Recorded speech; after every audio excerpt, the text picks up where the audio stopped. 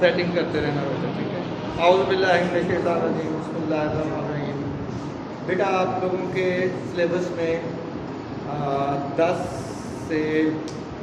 10 अहादीस हैं 9th में, और 9th में ही अगर मैं इनको 2-3 अंदाज में आपके सामने पेश करूं, क्योंकि मैं ये चाह रहा हूं कि इसके 3 पहलुओं के मुताबिक आपको मार्कर नहीं मिलेगा मुझे। अगर मुझे मार्कर नहीं मिल सकेगा फिर मैं इसको और अंदाज से कराऊंगा। थैंक यू बेटा मार्कर देने का। हम अफजलुल आमाली, अफजल किसे कहते हैं? ज़्यादा इज़्ज़त वाला, ज़्यादा मुबर्रक, ज़्यादा फजीलत वाला। सबको समझ आई है बेटा? देखें मैंने पढ़ाना है, पढ़ा के मैंने आपसे सुनना शुरू कर देना। आमाल अमल की जमा है, तो अफजलुल आमाल सबसे ज़्यादा फजीलत वाला अमल क्या है? ला इलाहा इल्लल्लाह, ला इलाहा इल्लल्लाह कहना। ला इलाहा इल्लल्लाह कहना क्या होता है? ये गवाही देना कि अल्लाह के सिवा कोई माबूद नहीं है। और ला इलाहा इल्लल्लाह का जो दूसरा हिस्सा है वो मोहम्मद रसूलुल्लाह है। एक ही सिक्के के 2 रुख हैं, लेकिन यहाँ तज़किरा हो रहा है ला इलाहा इल्लल्लाह कहना। दुनिया में सबसे ज़्यादा फजीलत वाला अमल ला इलाहा इल्लल्लाह कहना। हदीस के पहले हिस्से में इस चीज़ का तज़किरा है कि सबसे ज़्यादा फजीलत वाला अमल ला इलाहा इल्लल्लाह कहना। यानी कि अल्लाह के सिवा कोई माबूद नहीं, माबूद हकीकी सिर्फ अल्लाह ताला की ज़ात है।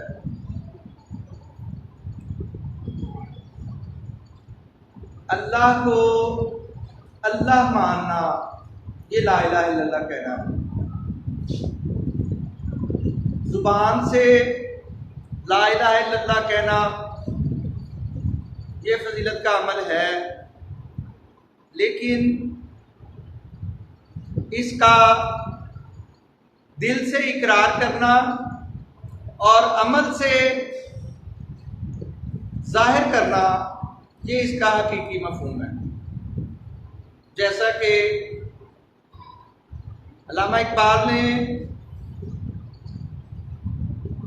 अल्लाह को एक मानने की फजीलत या उसकी अहमियत या उसका जो असल रूह है वो पेश किया और कहा कि ज़ुबान से कह भी दिया ला इलाहा इल्लल्लाह तो क्या हासिल, दिलो निगाह मुसलमान नहीं तो कुछ भी नहीं।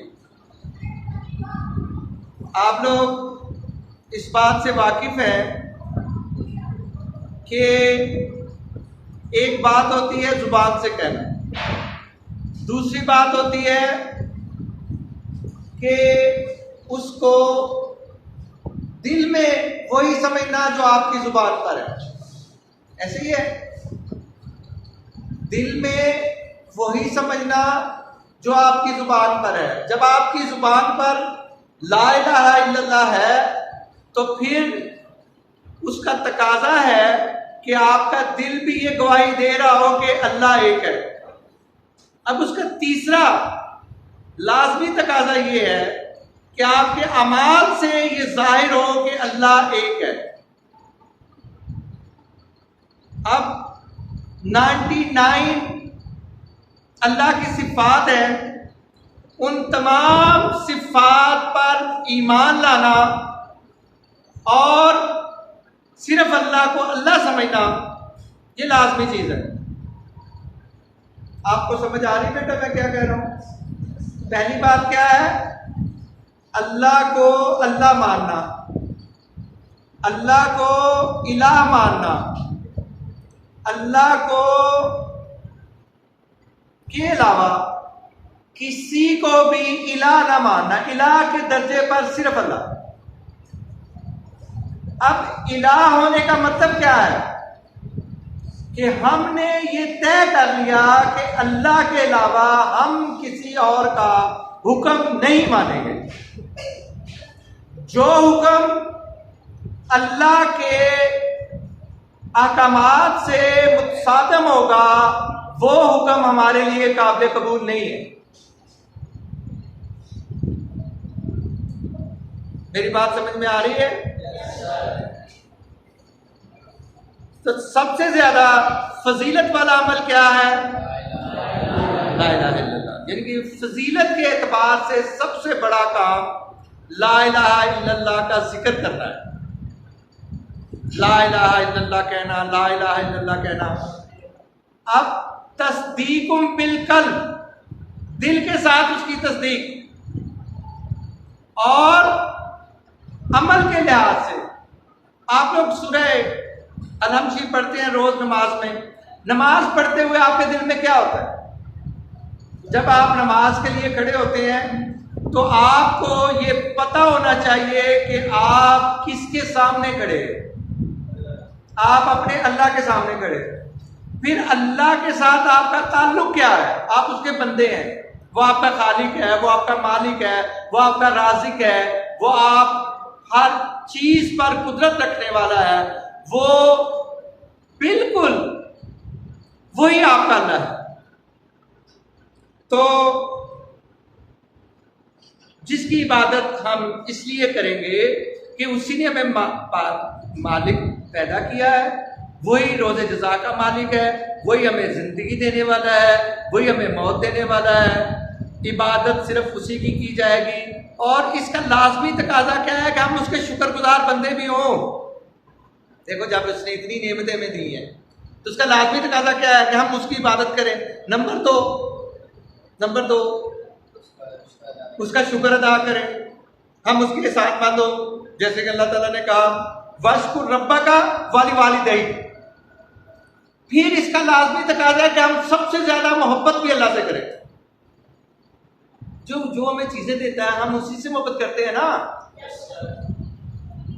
جو ہماری مدد کرتا ہے ہم اسی سے محبت کرتے ہیں نا۔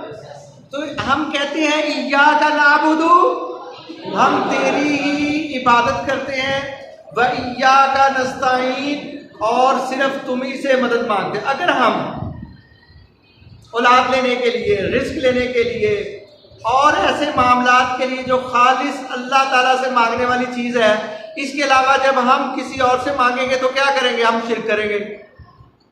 ہم پھر لا الہ الا اللہ زبان سے کہہ رہے ہیں، دل و نگاہ میں تو مسلمان نہیں ہے۔ پھر دل و نگاہ میں مسلمان ہونے کا مطلب کیا ہے؟ کہ اللہ کو آپ نے ایک مانا، رازق اسی کو مانا، مالک اسی کو مانا، زندگی دینے والا بھی اسی کو مانا، موت دینے والا بھی اسی کو مانا۔ اس کی کتنی نعمتیں ہمیں ملی ہیں، فَبِأَيِّ آلَاءِ رَبِّكُمَا تُكَذِّبَانِ، اس کو ہم شمار ہی نہیں کر سکتے۔ وَإِن تُعِدُّوا نِعْمَتَ اللَّهِ فَلَا تُحْصُوهَا، آپ اس کی نعمتوں کا شمار ہی نہیں کر سکتے۔ پھر دیکھیں، اگر آپ مومن ہو گئے ہیں، اگر آپ نے لا الہ الا اللہ کہہ لیا ہے، دل سے کہہ لیا، مسلمان ہو گئے، پہلا لازمی تقاضا کیا ہے؟ کہ ہم اس کی عبادت کریں، ہم اس سے محبت کریں۔ محبت کا سب سے زیادہ سزاوار کون ہے؟ اللہ تعالیٰ کے ساتھ۔ کیسے؟ اللہ تعالیٰ فرماتے ہیں یا ایھا الذین آمنوا، نہیں، الذین آمنوا، مجھے آیت بھول رہی ہے، اس کا ترجمہ جو ہے وہ یہ ہے کہ مومن تو وہ ہے جو اللہ سے ٹوٹ کر محبت کرتے ہیں۔ کتنی محبت کرتے ہیں؟ اتنی زیادہ جس کی کوئی انتہا ہی نہیں ہے۔ کتنی محبت؟ اتنی زیادہ محبت، اتنی زیادہ محبت کہ آپ ٹوٹ کے محبت کرتے ہیں۔ سب سے زیادہ محبت کس سے ہوتی ہے؟ اللہ سے اور اللہ کے رسول سے، اور اس کے بعد دنیا میں کس سے ہوتی ہے؟ اپنے ماں باپ سے۔ اولاد تو آپ کی ہے نہیں، بہن بھائیوں سے، اللہ نے جو رشتے بنائے۔ تو یا ایھا الذین، پہلا حصہ جو ہے اس کو ہم کر چکے کہ اللہ تعالیٰ نے ہمیں اپنی بندگی کا شعور دیا، ہمیں اپنا بندہ بنایا، تو ہم اللہ سے محبت اس لیے کرتے ہیں کہ وہ ہمارا اللہ ہے، وہ ہمارا الہ ہے، تو عبادت صرف اسی کی کریں گے اور اسی سے سب سے زیادہ محبت کریں گے۔ دوسرا جو حصہ ہے وہ افضل الدعاء الاستغفار، اور حدیث کا دوسرا حصہ ہے کہ سب سے زیادہ فضیلت والی دعا کیا ہے؟ استغفار۔ بیٹا حضرت حسن کا میں آپ کو واقعہ سنانا چاہ رہا ہوں کیونکہ آپ کی مجھ سے بات جا رہی ہے، واقعات سناؤں گا تو آپ میری دوسرے سے بات سنیں گے۔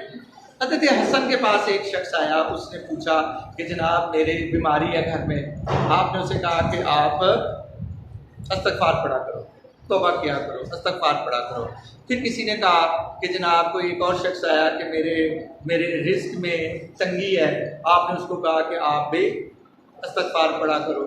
پھر ایک شخص آیا، اس نے کوئی اور مجبوری بیان کی، کسی اور نے اور تکلیف بیان کی، سب کو آپ نے کیا کہا کہ استغفار کیا کرو۔ جو شخص پاس بیٹھا تھا، جو آپ کا غلام تھا یا آپ کا خدمتگار تھا، اس نے عرض کی کہ اے نواسہ رسول، آپ نے سب کو ایک ہی بات کہی کہ استغفار کیا کرو، کوئی بھی مسئلہ لے کر آیا آپ نے کیا کہا کہ استغفار کیا کرو، تو کیا ہر چیز کا ایک ہی جواب، ہر بیماری کا ایک ہی علاج، ہر مسئلے کا ایک ہی حل، کیا ہر مشکل کا ایک ہی مشکل کشا بات ہے؟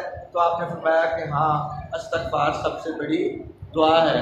اللہ تعالیٰ نے مجھے جب سعادت حج بخشی تو بڑی چیزیں ذہن میں لے کر گیا تھا، اپنے بیٹے، میرا بیٹا بیمار تھا، اس کے لیے دعا کروں گا، اپنے ابو کے لیے دعا کروں گا، اپنے بیوی کے لیے دعا کروں گا، اپنے ادارے کے لیے دعا کروں گا، اور جب وہاں کے ساری دعائیں مانگ لی، ایک ہی دعا پھر، یا اللہ مجھے معاف کر دے، یا اللہ مجھے معاف کر دے، یا اللہ مجھے معاف کر دے۔ تو افضل جو دعا ہے، جو سب سے زیادہ فضیلت والی دعا ہے، وہ بیٹا استغفار کرنا ہے۔ صرف وہ بندہ ہی استغفار نہیں کرے گا جو اپنے آپ کو گناہ گار سمجھتا ہے۔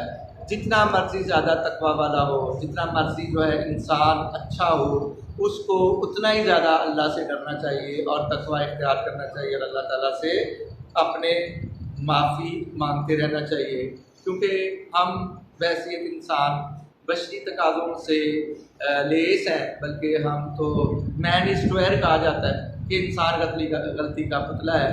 انسان، ہم تو غلطی بھی کرتے ہیں اور پھر ایک دوسرے کو کہتے ہیں کہ ہم نے تو غلطی کی ہے، اور میں دیکھ رہا ہوں کہ ہمارا جو بیٹا ہے وہ تھک گیا ہے، تو ہم بھی اس کو معاف کرتے ہیں۔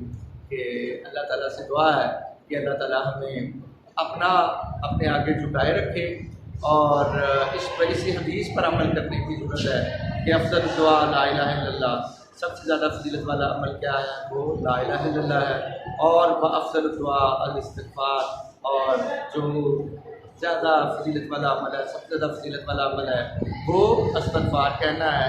تو بیٹا یہ حدیث میں جو الفاظ ہیں وہ کوئی آپ کو کوئی چیز پوچھنی ہے تو پوچھ لیں۔ شرم سارم چونکہ من بندائے غلیظ، یا حفیظو یا حفیظو یا حفیظ۔ اور پھر ایک اور بات میں آخری کرتا جاؤں کہ ایک شاعر تھا، علامہ اقبال ہی ہے میرا خیال ہے، انہوں نے کہا، اللہ سے درخواست کی کہ اللہ میاں، پہلی تو بات یہ ہے کہ مجھے ویسے ہی معاف کر دیں، اسٹائل دے کے کیا کریں کہ مجھے معاف کر دیں، مجھ سے حساب ہی نہ لیں، مجھ سے حساب لینا اگر ضروری ہے تو پھر کیا کرو، آقا صلی اللہ علیہ وسلم کے سامنے رکھو، مجھے ان کے سامنے سے بھولتا نہ کریں۔ اچھا، میں آپ کو ایک اور بات بتاتا ہوں۔ ایک بدو تھا، بدو کسے کہتے ہیں؟ بدو نہیں، بدو جو صحرا نشین ہوتا ہے، جو عرب میں مدینہ میں نہیں رہتا تھا، مکہ میں نہیں رہتا تھا، شہروں میں نہیں رہتا تھا، بلکہ دور کسی علاقے میں رہتا تھا۔ وہ شخص کہنے لگا کہ روضہ رسول پہ آ کے کہنے لگا، اے اللہ، یہ جو آپ کے محبوب ہیں نا، ان کو خوش کرنے کے لیے مجھے معاف کر دیں، اگر آپ مجھے معاف کر دو گے اللہ میاں تو یہ آپ کا محبوب جو ہے، جو آپ کا دوست ہے حضرت محمد صلی اللہ علیہ وسلم، یہ خوش ہوں گے۔ تو شیطان جو ہے وہ اس کو تکلیف ہوگی، تو شیطان کو تکلیف دینے کے لیے اور مجھے جو ہے آپ اپنے محبوب کو خوش کرنے کے لیے کرو کیا، مجھے معاف کر دو۔ کتنا پیارا سٹائل ہے کہ آپ جب اللہ سے یہ کہہ رہے ہیں کہ جناب مجھے معاف کر دو، ہوگا کیا کہ آپ کا محبوب، آپ کا دوست خوش ہوگا۔ تو کتنی اچھی بات ہے، کتنا پیارا سٹائل ہے۔